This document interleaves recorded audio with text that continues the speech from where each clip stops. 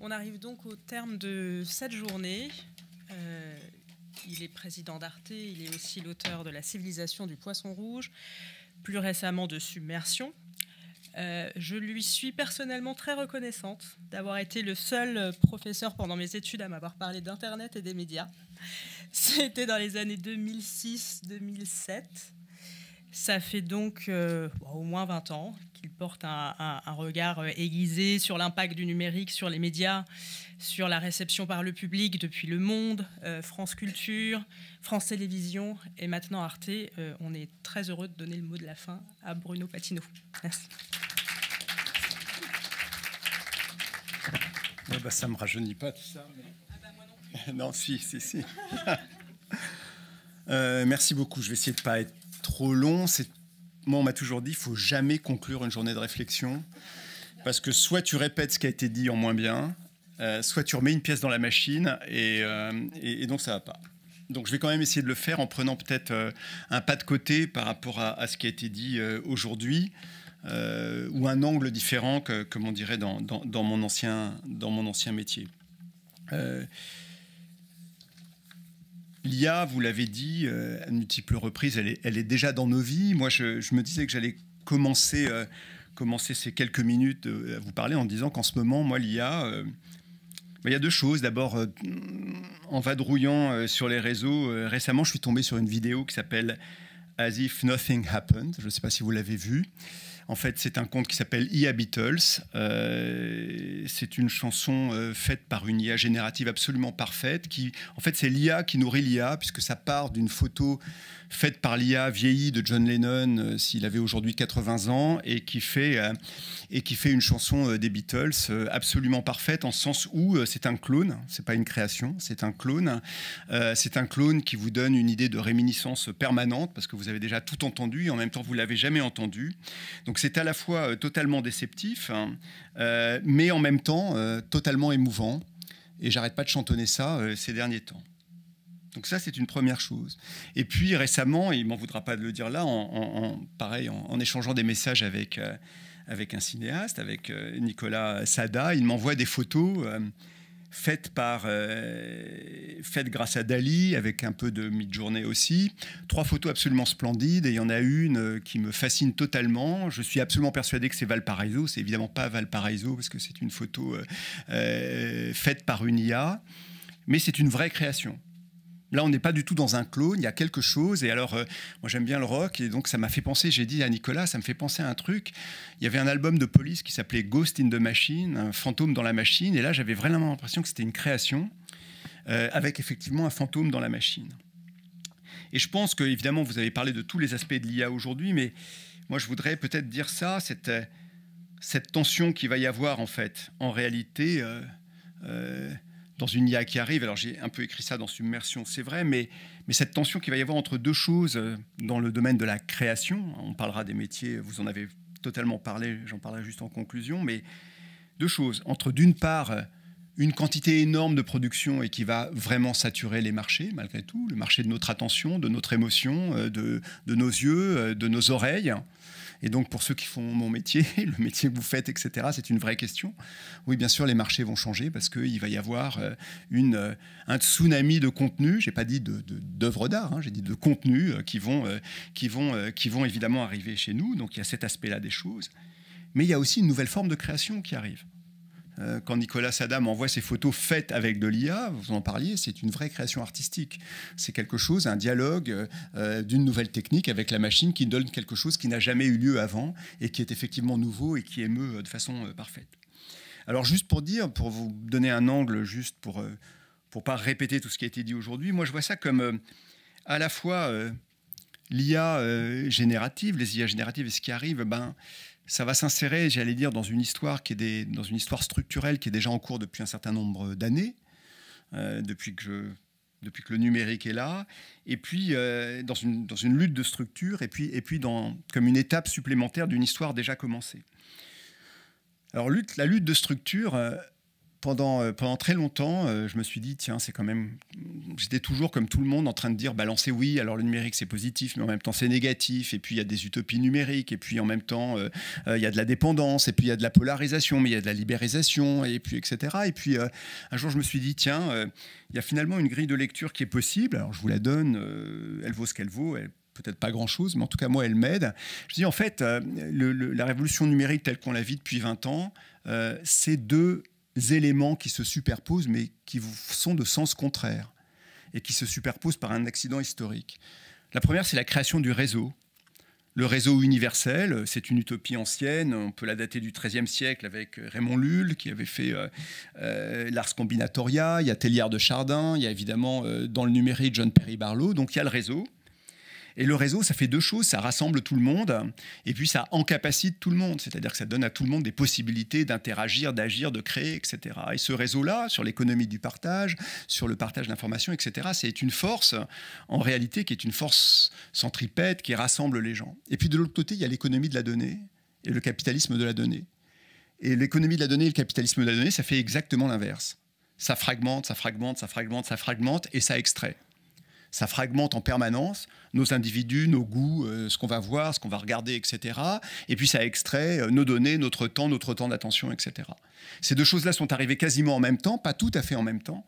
Et c'est pour ça que souvent on dit, bah oui, il y a eu la première période du web qui était très utopique, et puis à partir de 2005-2006, ça se complique ou ça se gâte. Et en réalité, tel que je vois moi les choses, mais encore une fois, c'est totalement contestable, mais de façon personnelle, je me dis, bah voilà, une création de réseau, et puis l'économie de la donnée commence à mettre la main sur le réseau à partir de 2005-2006, centralisation, privatisation, etc., tout ce qu'on connaît. Et je pense que l'IA, d'une façon ou d'une autre, ça rentre, ça va arriver, et tous les débats qu'on va voir sur les bonnes choses, les mauvaises choses, que ça arrive en termes de diffusion, de distribution, de découvrabilité, on va avoir en permanence ce paradoxe des deux forces, j'allais dire numériques, qui se combattent. Alors j'ai dit que c'était une force de structure, rassurez-vous, je ne suis pas trop long. La deuxième chose, je pense que c'est une étape supplémentaire à une histoire numérique. Là aussi, moi j'ai ma petite grille de lecture qui vaut ce qu'elle vaut. Mais je vois ça comme une troisième étape. Et alors pour nos métiers surtout, moi j'ai hélas l'âge d'avoir été là quand tout ce qu'on faisait, œuvres de cinéma, de musique, journalisme, articles, etc., quand tout ça c'est devenu des fichiers. On l'a tellement vécu qu'on a oublié à quel point ça a été quand même la révolution, cette histoire. Donc quand tout est devenu, j'allais dire, fichier, la copie a commencé à être illimitée. Et donc on rentre dans le premier âge de la révolution numérique qu'on pourrait appeler l'âge de l'accès. C'est Rifkin qui avait ce mot-là, mais je pense qu'il est très très juste. L'âge de l'accès, c'est l'âge de la copie illimitée, et c'est l'âge du fichier. Puis il y a un deuxième moment qui arrive, avec la création des réseaux sociaux. Là, c'est le moment du partage ou de la viralisation infinie. Donc c'est l'âge, après l'âge de l'accès, c'est l'âge de la propagation. On connaît ce qui se passe pour l'ensemble du corps social, la dépendance d'un côté, la polarisation de l'autre, mais pour nos métiers, on commence avec la plateformisation à avoir une logique, et j'écoutais avec attention ce qui se disait là, du winner takes all. C'est-à-dire que globalement, les spectateurs, les téléspectateurs, les auditeurs, enfin tout ça, répartissaient un peu leur goût culturel sur une courbe de Gauss. La moyenne, c'était la médiane. Voilà. Et puis tout d'un coup, vous avez des logiques de winner takes all, hein, avec des gens qui remportent toute la mise et une infinité de gens qui ne sont plus visibles, plus de découvertes. C'est l'âge de la recherche. Et donc l'âge de la propagation, c'est un moment aussi où, pour nos métiers, des logiques de winner takes all commencent à se mettre en place. Et là, avec l'IA, donc après la copie infinie, le partage ou la viralisation infinie, on arrive, alors de façon théorique encore, vers une perspective de production infinie. Alors je n'ai pas dit qu'on pouvait tout produire à même niveau de façon infinie. Mais évidemment, il n'y a pas seulement des gains de productivité en termes de production, mais une capacité de produire du contenu de façon complètement infinie. Et moi, je crois quelque chose par rapport à ça. Rassurez-vous, j'ai bientôt fini. Je pense qu'on est rentré là dans l'âge de l'imbrication. C'est-à-dire dans le moment où vont s'imbriquer ce qui va être, alors on appelle ça synthétique aujourd'hui, ce qui va être fait de façon synthétique, ce qui va être extrait de façon synthétique, avec ce qui va être fait de façon humaine. je pense très clairement que dans l'âge de la production infinie, il y a 2 conséquences à moyen long terme qui ont été évoquées d'une façon ou d'une autre. La première conséquence, j'en ai parlé tout à l'heure, c'est la production infinie, la saturation des marchés de l'attention. Ce qui veut dire, et c'est là où je serais peut-être un tout petit peu en décalage avec ce qui vient d'être dit dans la table ronde précédente, c'est que je pense qu'il y a vraiment une différence de nature aujourd'hui entre ce qui peut être aujourd'hui la distribution, la recommandation, l'objet d'une recherche, et puis ce qui arrive vers nous, c'est la découvrabilité.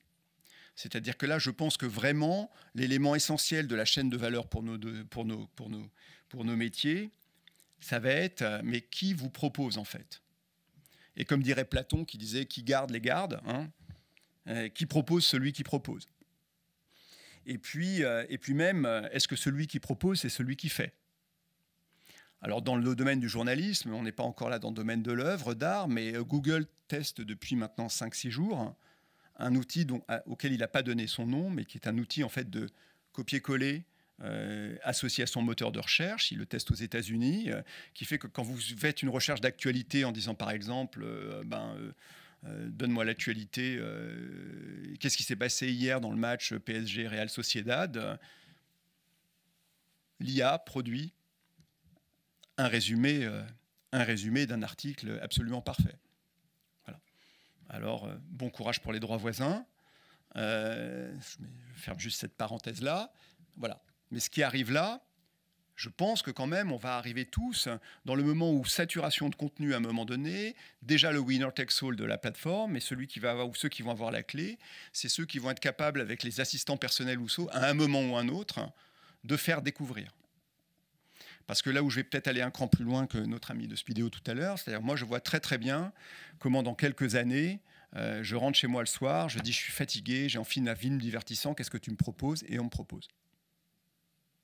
Voilà. Donc on ne me propose pas 50 rails, etc. Je suis totalement d'accord avec ce qui a été dit, y compris sur les statistiques, etc. C'est tout à fait juste. J'ai écrit dans mon livre Submersion qu'on n'arrive plus à faire le choix tellement on est face à des options, mais on va vers ça. Qui détient la clé, pourquoi? Ça, c'est la première je vous rassure, il n'y a que 2 conséquences. Donc, il n'y en a pas 17, donc j'ai bientôt fini. La deuxième conséquence, après ça, c'est ce que j'ai appelé l'imbrication, c'est-à-dire qu'on ne va plus savoir distinguer ce qui est synthétique de ce qui est réel. Et vous savez quoi? C'est très bien, parce qu'on adore ça. D'un point de vue culturel, d'un point de vue réel, on adore ça. Et c'est là où moi, quand on me demande mon avis dans d'autres instances, je pense que c'est un danger phénoménal pour l'information, parce que là, c'est vraiment... là est en jeu notre citoyenneté, mais en revanche, pour la culture, c'est un champ d'exploration absolument exceptionnel. Et on adore ça. On a fait, là, j'ai pas le temps de vous le raconter, même quand j'étais à France Télévisions, à Arte, ailleurs, etc. On fait plein d'expériences où on mélange comme ça la réalité, la fiction. On adore ça et le champ s'ouvre. Les concerts mixtes, imbriqués, etc., tout ça s'ouvre. C'est-à-dire, comme d'habitude, moi, quand j'ai commencé à faire du web, comme tout le monde, il y en a certains ici, je vois d'ailleurs, qui étaient là au début, on disait, ah ben, il y a la vie réelle, IRL, et puis il y a la vie en ligne. Bon. Et puis là, on s'est dit, ah ben, il y aura le métaverse, un endroit qui sera totalement fictionnel, et puis il y aura la vie réelle, et en fait, tout ça s'imbrique, évidemment, et tout ça est absolument mélangé. Alors, ça peut donner des délires hallucinatoires. Je m'amuse dans mon livre à mentionner Don Quichotte comme la première victime d'une hallucinatoire de la submersion, puisqu'il n'arrive plus à distinguer ce qui est sa propre fiction ou ses propres fictions de sa réalité. C'est un danger qui nous guette, évidemment, mais en même temps, ça donne naissance à une œuvre absolument exceptionnelle. Et donc, on arrive dans ce moment-là où, en fait, les débats qui vont être les nôtres vont être un champ de création absolument incroyable où vont s'imbriquer la réalité et le synthétique et il va falloir quand même, à un moment donné, qu'on donne des repères à ceux qui nous regardent, qui nous écoutent, qui nous lisent pour leur dire quand même, pour qu'ils ne basculent pas dans l'hallucination. Et puis, un poids économique, comme toujours, qui va basculer vers ceux qui détiennent la capacité de nous faire découvrir. Et en fait, et pour conclure un peu longuement, je pense moi, enfin en tout cas en ce qui me concerne, je pense que là, il y a quelque chose qui se dérobe un peu sous nos pieds, mais je ne suis pas du tout pessimiste là-dessus. Mais si je reprends les 3 âges que je vous ai donnés, l'âge de l'accès, l'âge de la propagation, l'âge de l'imbrication, je dirais, voilà, l'âge de l'accès, en fait, il y a eu une déconnexion entre l'œuvre et son support. Tout est devenu fichier. Donc à un moment donné, un disque, entre guillemets, ça ne voulait plus rien dire, si, pour certains, pour d'autres, non. Alors, on continue à appeler ça des albums ou des titres, etc. La propagation, avec la plateformisation, ça a été la déconnexion de l'œuvre et de son contexte ou de sa distribution. C'était plus forcément lié à un endroit précis. Et je pense que dans l'imbrication, en fait, c'est le couple œuvre et artiste qui est questionné aujourd'hui. Alors, comme on dirait sur Facebook, je ne sais pas si c'est compliqué en ce moment entre l'œuvre et l'artiste, ou je ne sais pas si on bascule dans le polyamour, mais en tout cas, il y a quelque chose qui se passe entre l'œuvre et l'artiste. Alors, on pourrait dire la question centrale, c'est qu'est-ce qu'une œuvre ? Mais moi, je préférais plutôt dire, en fait, on assiste, à mon avis, à l'extension du domaine de l'œuvre.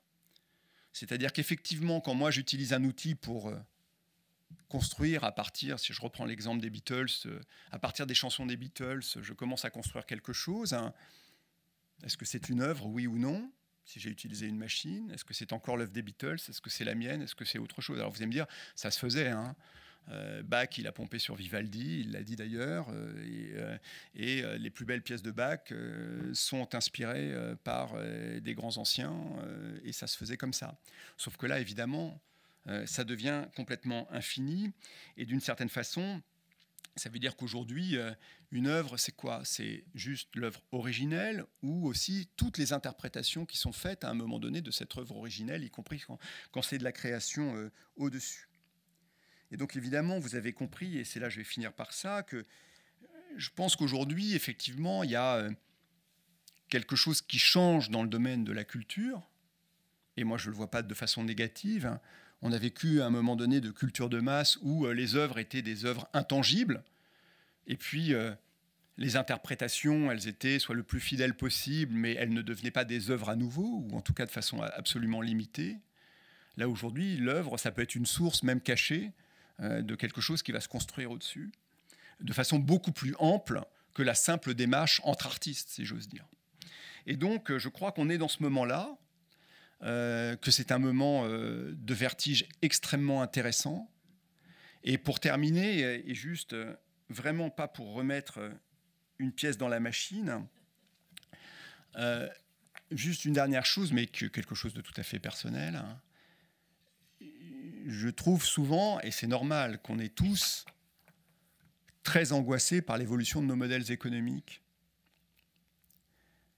Mais qu'en même temps, à chaque fois qu'on a essayé de changer le comportement et les usages des gens pour sauvegarder le modèle économique, on a tué le modèle économique sans modifier l'usage des gens. Et donc, j'ai tendance à dire qu'aujourd'hui, on voit un nouvel usage qui va commencer à se développer, de la création sur de la création, de la multidistribution, etc. Je pense que cet usage, il est en plus potentiellement porteur d'énormément de choses. Je pense que ça donne une version étendue en fait de l'œuvre originelle ou originale qui va donner naissance à plein d'autres œuvres, même quand elle ne le voudra pas, avec des outils ou un autre. Et donc, comme toujours, moi je plaide, et je terminerai par un petit truc, pour toujours qu'on travaille sur, j'allais dire, plutôt que... je ne sais pas si je fais bien de dire ça, mais... J'ai toujours pensé qu'il y avait plus un modèle économique des usages qu'un modèle économique des œuvres, pour être très franc avec vous. Et c'est sur ce mot-là que je vais terminer. Merci beaucoup. Merci à tous.